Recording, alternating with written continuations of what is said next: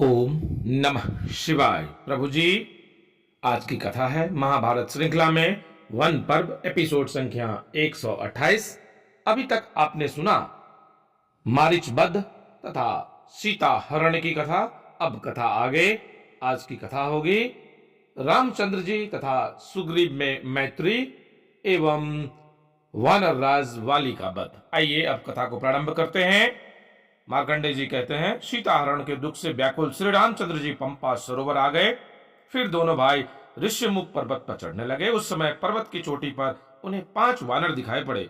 सुग्रीव ने जब दोनों को आते हुए देखा तो उन्होंने अपने बुद्धिमान मंत्री हनुमान जी को उनके पास भेजा। हनुमान से बातचीत हो जाने पर दोनों उनके साथ सुग्रीव के पास पहुंच गए। श्री रामचंद्र जी ने सुग्रीव के साथ मैत्री की और उनसे अपना कार्य निवेदन किया। उनकी बात सुनकर वानरों ने उन्हें वह दिव्य वस्त्र दिखलाया जिसे हरण के समय सीता ने आकाश मार्ग से नीचे डाल दिया था। उसे पाकर राम को और भी निश्चय हो गया कि सीता को हरने वाला कोई और नहीं, सिर्फ रावण ही है। श्री रामचंद्र जी ने प्रतिज्ञा की कि मैं युद्ध में वाली को मार डालूंगा। तब सुग्रीव ने भी सीता को ढूंढ लाने की प्रतिज्ञा की।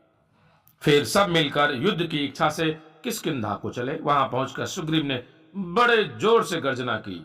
वाली को यह सहन नहीं हो सका और किष्किंधा गुफा के द्वार से बाहर निकल आया।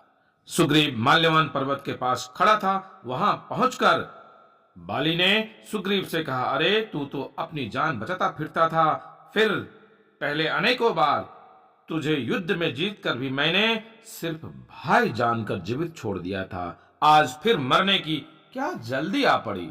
इस प्रकार वाली और सुग्रीव दोनों एक दूसरे से गुथ गए।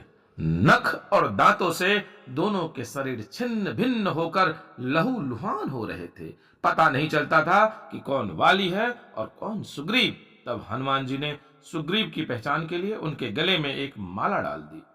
चिन्ह के द्वारा सुग्रीव को पहचान कर भगवान राम ने अपने महान धनुष खींचकर चढ़ाया और वाली को लक्ष्य करके बाण छोड़ दिया।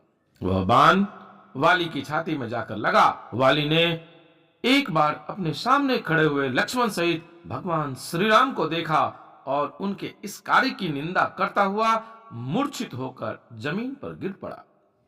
वाली की मृत्यु के पश्चात सुग्रीव ने किष्किंधा के राज्य पर अपना अधिकार जमा लिया। उस समय वर्षा काल का आरंभ था, अतः श्री रामचंद्र जी ने माल्यवान पर्वत पर ही रहकर वर्षा के 4 महीने व्यतीत किए।